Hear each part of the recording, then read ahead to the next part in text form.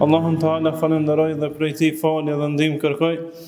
Salavat dhe selam mbi Muhammedin sallallahu alaihi wasallam, dërgoj mbi familjen e tij të pastër dhe të bekuar, mbi shokët e tij të nderuar dhe mbi gjithë muslimanët që pasojnë në rrugën e tij deri në ditën e fundit. Kënë udhëzon Allahu Ta'ala nuk ka kush që e humb, ndërsa kënë lënë humbje nuk ka udhëzues për të. Dëshmoj dhe deklaroj se s'ka të adhuruar me merit përveç Allahut Azza wa Jall, dhe se Muhamedi sallallahu alaihi wasallam është rob dhe i dërguar i tij. Fjala më e mirë është fjala e Allahut dhe udhëzimi më i mirë është udhëzimi i Muhamedit sallallahu alaihi wasallam. Çdo risi në fe është bidat, çdo bidat është humbje dhe çdo humbje dërgon personin e tillë në zjarr. Allahu na ruaj. Vëllezër të nderuar, prind të respektuar, sot me lejen e Allahut do të flas për një temë që më është kërkuar nga njëri prej xhamatlive të kësaj xhamie, e që ka të bëjë rreth problemeve që po ekzistojnë mes bashkëshortëve, domethënë mes çiftit bashkëshortor, shkaqet e këtyre problemeve, pse po ndodhen dhe si është zgjedhja e tyre në hijen e Kur'anit dhe Sunetit, dhe çfarë zgjedhje na bën për çdo problem Allahu Azza wa Jall dhe i dërguari i tij. Me lejen e Allahut gjatë kësaj hutbe do ta trajtoj. Para se të flas për problemet që janë mes çifteve, duhet të referohem statistikave që dalin prej gjykatës themelore të Kosovës, e që numri i të shkullorzuar brenda vitit në Kosovë në vitin 2019 ishte 815 raste. Këto raste që janë evidentu, pra janë hyrë në proces gjyqësor dhe janë për gjykata, e sa raste të tjera të shumta ka që nuk janë trajtuar nga gjykatat, këto veç Allahu e din numrin e tyre të saktë. Andaj ky numër për një popullsi si Kosova që mesatarisht brenda vitit martohen 15.000 persona, 815 raste shkullërzimi, apo 1.600 njerëz i bie afër 16% të rasteve shkullërzohen dhe përfundon martesa e tyre me prishje. Prej tyre padyshim se lojnë edhe probleme tjera, si çifte që kanë fëmijë, pastaj ngatresa mes familjeve e kështu me radhë. Këto ndodhen vëllezër të nderuar, prind të respektuar, për shkak të largimit njerëzve nga udhëzimi i Allahut, për shkak se njerëz si kanë frikë Allahut, dhe qysh na ka mësu pejgamberi alayhis salam thot, ajo që kam ardhur unë dhe pejgambert para meje është se ku nuk i turp prej Zotit bëj çfarë dush. Dhe njerëz që s'kan turp prej Allahut, s'kan frikë prej tina, bojnë dhe sillen në mënyra të këqija. Prej shkaqeve më të shpeshta që ndodhin shkullëzimet është se secili person e fajson tjetrin për mos kryerjen e obligimeve që i takojnë burrit apo gruas. Gruaja gjithmonë e fajson burrin dhe burri e fajson gruan dhe duke e fajsu mendojnë se zgjidhen problemet. Allah Azza wa Jalla thot, nëse ka në mes juve përçarën surën Ahzab thot, nëse ka nga ju njerëz që përçohen ndërmjet vete, farudduhu ila Allahi wa rasuli, atëherë kthenu tek Allahu, kthenu në Kur'an dhe të ki dërguar e sasërëm në sunet dhe gjykoni me tu në çdo problem që keni. Pra nëse dojna me zgjedh probleme, duhet më kthy tek Allahu dhe i dërguari i tij. Allahu Azza wa Jall tregon se ka vende kur burri ka përparësi ndaj gruas, që është obligueshmëria e tij për mja siguru ushqimin, pijen, vendbanimin e kështu me radhë, po ashtu edhe gruaja ka drejta dhe obligime ndaj burrit dhe familjes, e që është edukimi i fëmijëve, marrja me punët e shtëpisë, kryerja e detyrave që ju takojnë e kështu me radhë. Ju lutem ndalni sa telefon, po na pengon. Telefonën xhami kur hëni ndalni. Allahu ju shpërblet. Se janë 50-100 njerëz që janë këtu, më bu krejt telefonin, nuk ka mundësi njëre me ligjeru asnjë fjalë, edhe dyta mos folni kur jam në hutbë, se s'ka problem ai që e fol, edhe veç një fjalë gjatë hutbes kur imami është në hutbë. Andaj bëni dorim Zoti ju nderoft. Prej problemeve tjera të shumta që mes çifteve janë, vëllezër të nderuar, është edhe ndërhyrja e prindve të dy palëve, kur ka probleme të caktune, ndërhyn prind e vajzës, ndërhyn prind e djalit, dhe secila anë e mon krahun e birit apo bijes së tij, dhe kështu rrezikohet lumturia dhe harmonia e asaj familje. Andaj secili nga ne kemi fëmijë. E dim se jem të mëshirshëm ndaj tyne, po jo kjo mëshirë mi të i kalu kufet që nuk na lejohet me hy në to, e që pa dëshim të i kalimi kufeve është mu përzi mes kompetencave të qiftit, mu përzi në punë të qikës dhe dhëndrët kushtimisht, ose mu përzi në punë të djalit dhe rejës e kështu me radhë.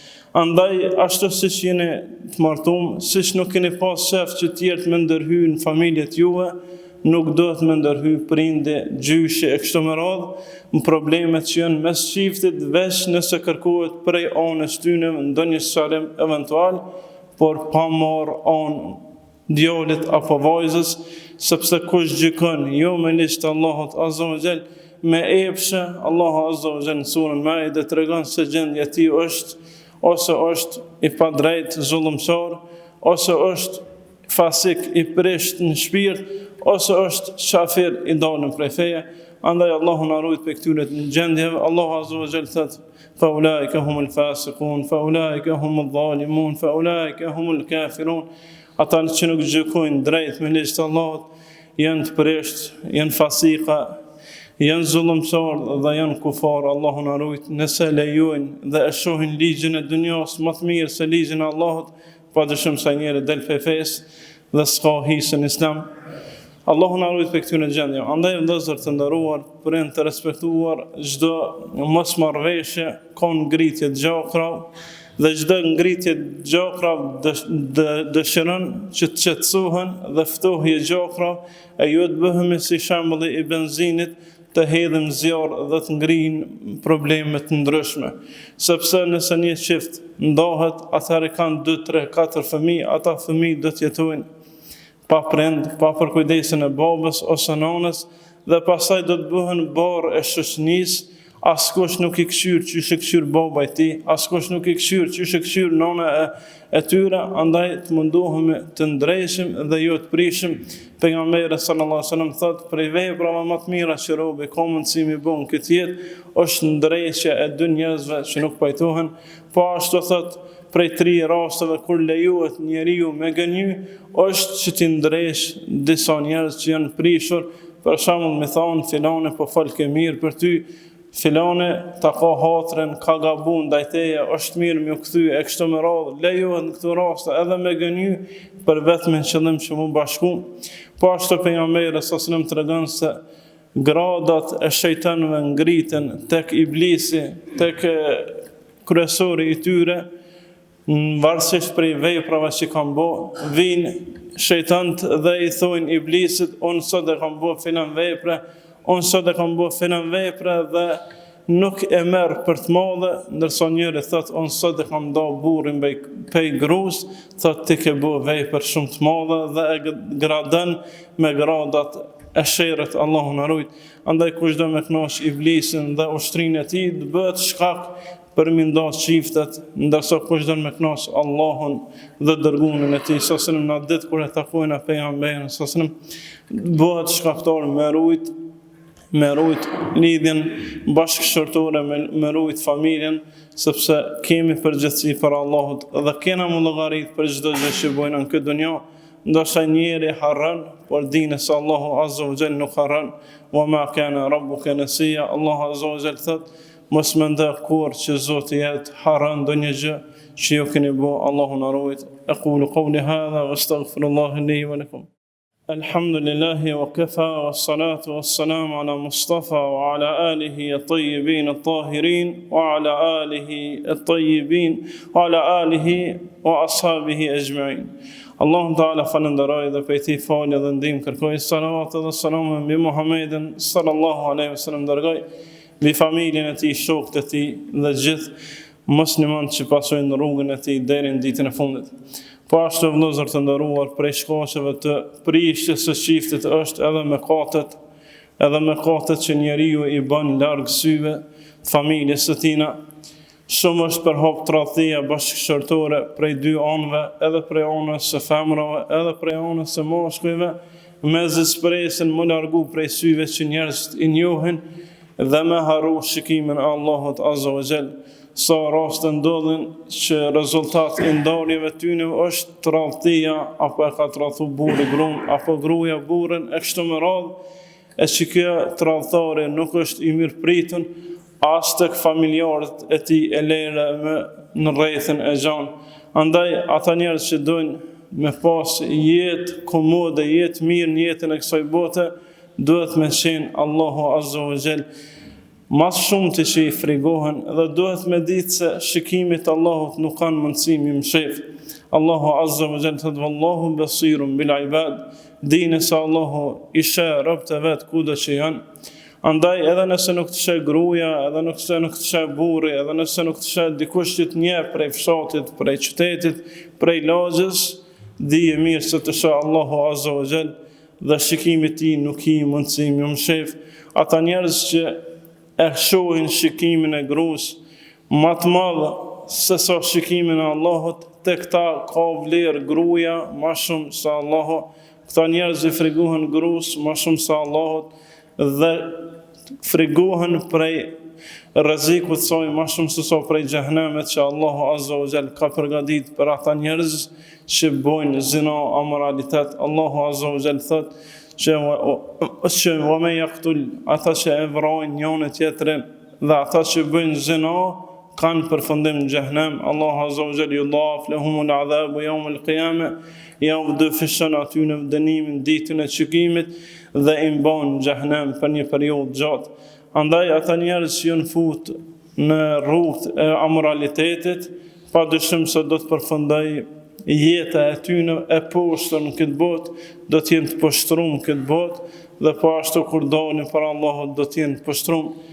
Krejt na që kemi familje, që kemi një tro iman, nuk kena shef që vajza jonë me rana moralitet, as nuk kena shef që gruaja jonë me rana moralitet, as nuk kena shef që nana jonë me rana moralitet, po ashtu edhe vajza e filanit, e tjetër kujt gruaja filanit, apo nana filanit, jenë të shtrejta të kaj, edhe ai ka ndjenje ndaj tyre që shkina ndjenje në ndaj vetës, andaj të kina frikë Allahun Azza wa Jall, sepse prej mëkateve të shkatruese, 7 mëkateve të mëdha që Allah Azza wa Jall i shkatron veprat e mira në ditën e gjykimit, është edhe një person që bën zina, amoralitet, një person që e tradhton gruan, një person që e tradhton burrin e saj e kështu me radhë. Po ashtu vëllezër të nderuar, mëkatet në vetmi janë shkak për prishjen mes çifteve.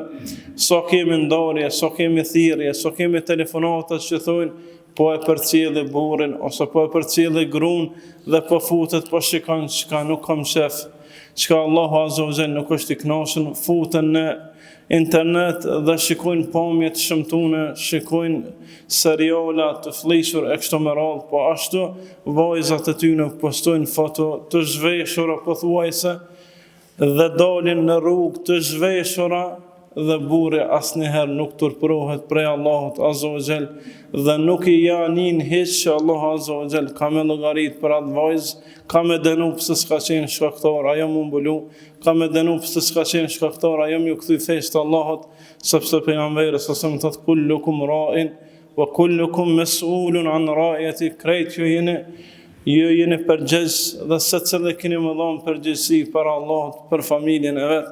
Andaj vëllezër të nderuar, prind të respektuar, të kujdesemi shumë për familjen, sepse nëse jemi shkak që ata me ranë në zina, edhe ne morëm gjinohin e imoralitetit. Nëse jena shkak që fëmia jonë më ranë drogë, edhe ne morëm gjinohin e drogës.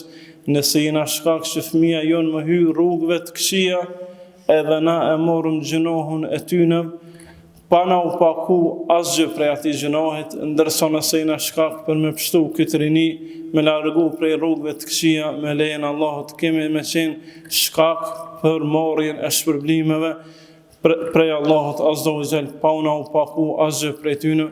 Andaj vëllezër të nderuar, prind të respektuar, të mundohemi secili prej vendit ku jemi, prej pozitës që kemi, me rregullu këtë shoqëni. Allahu Azza wa Jall thot kuntum khayra ummatin ukhrijat lin-nas ta'muruna bil ma'ruf wa tanhauna 'anil munkar. Ju jeni populli më i mirë që në dalë fytyrën e tokës prej njerëzve, prej cilësive që ju i keni të mira është që ju urdhënoni të mirë dhe largoni nga e keqja, po ashtu besoni Allahun Azza wa Jall. Andaj urdhni të mirë, ndalimi nga e keqja është prej qëllimeve kryesore që Allahu Azza wa Jall ka dërguar pejgamber. Gjithë pejgambert e kanë pas për obligim njerëzit me thirrje të mirë, me ndalu nga e keqja. Kushdo më ngjoj pejgamberve dhe me qenë me ta në xhenetin e Allahut, le të ngjoj atyre në jetën e kësaj bote. Elos Allahun të jemi prej tyre dhe të jemi nga ata të cilët largojnë nga të këqijat dhe hapin rrugë për të mira. Elos Allahun Azza wa Jall që kushdo që ka probleme, Allahu problemet me zgjidh, kushdo që ka borxhe, Allahu më mundsu me kthy ato borxhe, kushdo që ka gale prej jetës së kësaj bote, Allahu më largu ato gale. Elos Allahun Azza wa Jall që të na fal dhe të na mëshiroj.